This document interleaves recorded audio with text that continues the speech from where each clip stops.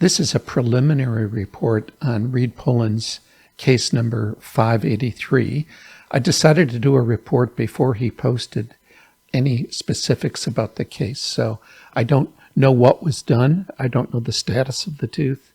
This is the tooth as it was received by me. There were mesial and distal fractures in the crown going down the root a little bit. I sectioned the tooth axially right above the furcation, and then I chipped away a couple pieces so we could get an actual look at the axial view of the fracture line, which can give you a sense of what a native biofilm looks like in a fracture, as we have done in some other cases.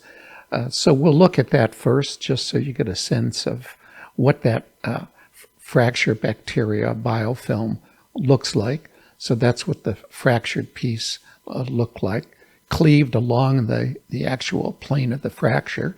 These were the two roots. Took radiographs of them, a mesial and a distal, and then I split them sagittally and divided them into two halves, a right half and a left half, on both the mesial and distal canals. This is the mesial canal split with the right and left sagittal splits. And you can see there's quite a bit of pulp still present. I don't know what was done with the tooth. I don't know whether it was vital or not, or whether there were areas or radiolucencies around the roots. This is the fracture specimen. So looking along the plane of the fracture, you get a sense of what a natural biofilm looks like in a fracture, which I think is kind of interesting. And when you go in and look carefully, it's just a massive biofilm with many different kinds of organisms present. And you can kind of get a sense of what the EPS looks like as well. So spend some time and try to get your orientation on the mesial split. I've tried to draw the arrows there so you get a sense of where you're looking at. We looked at the apical area where there was actually looked like some intact pulp present that gets shrunken down with the dehydration of the specimen. So you can kind of see the dehydrated pulp there. But when you actually go in and look at the axial wall, there's a significant biofilm present in the mesial root. And there you can see some of the pulp still left beneath the organisms. Further down, where there looked to be more bleeding, you can see that there's a fibrin mat there and organisms sitting on top of the fibrin mat. And on the right side sagittal split, we looked apically to see if there were any biofilms present there. And when you go into these areas, you see a pretty extensive biofilm. So on both the right and left sides of the sagittal split, apically, there was considerable biofilm present. Up near an area where there was an accessory canal, we went in and just looked at the side wall of the instrumented canal.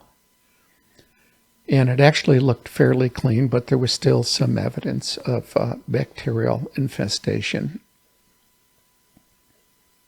Now, the distal root was different. When you actually go in and I looked at the distal root, there was still quite a bit of pulp present. And we'll look briefly at just three areas. This is where the instrumented part of the canal was.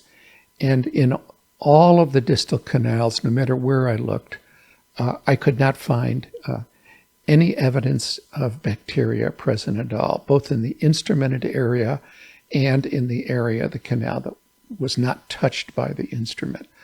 What we saw really was just coagulated blood pretty much everywhere, but no real evidence of any microbial contamination.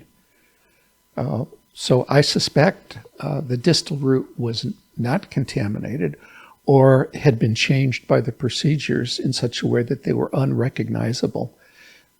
I won't look at all these areas in the preliminary report, but just looking at the terminal area on the distal root, you can see it has been instrumented there, and it was completely devoid of any evidence of microbial contamination at all.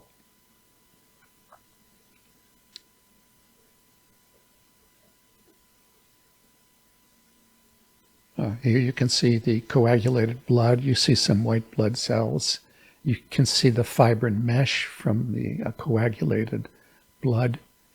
But basically, no real evidence of any bacterial contamination at all. So either the bacteria were completely removed or changed so much that we couldn't recognize them, or they were never there to begin with. So it'll be very interesting to see Reed's radiographs and clinical